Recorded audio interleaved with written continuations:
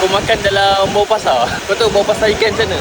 Macam tu. Misi aku kali ni merentas 7 negara zon merah paling berbahaya kat dunia di Amerika Latin. Sekarang, aku di Panama. Ini sambungan dari video lepas. Hari ni aku nak bawa korang pergi tengok pasar ikan. Yang pasar ikan tu di mana dia melekat dengan food court. And then dekat situ semua dia jual makanan-makanan seafood saja dalam food court ni.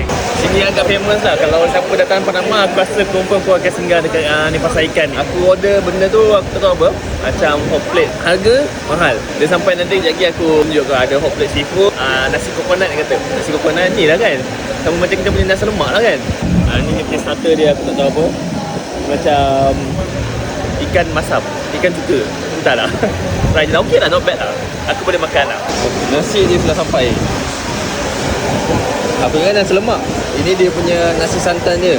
Jom kita try sekejap. Power tak power. Oh gila, dia nasi santan. Tapi bukan versi yang kita makan kat Malaysia. Nasi lemak kau boleh agak nasi lemak kan. Nasi santan. Nasi lemak boleh santan macam mana? Kita nak pula cerita ni. Aku tak reti lah nak buat video. Menyesal aku minta separuh. Oh. Enjoy my friend. Okay, thank you.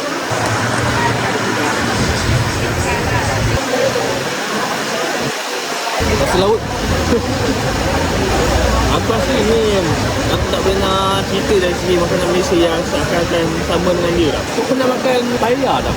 Paella Spain tu. Kalau aku pernah makan paella Spain tu, macam tu rasa dia. Tu mesti nasi. Ini mesti ada kuah. Jangan apa. Bisa kami. Rasa kita boleh start makan dah. Jemput tengok.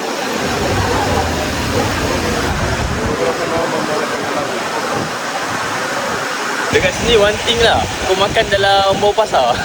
Kau tahu bawah pasar ikan macam mana? Macam tu. Sebab memang sebelah ni pasar ikan kan. Tapi kau makan tak sampai 5 minit, bau ikan tu dah hilang dah. Biasa kita punya dia akan immune punya.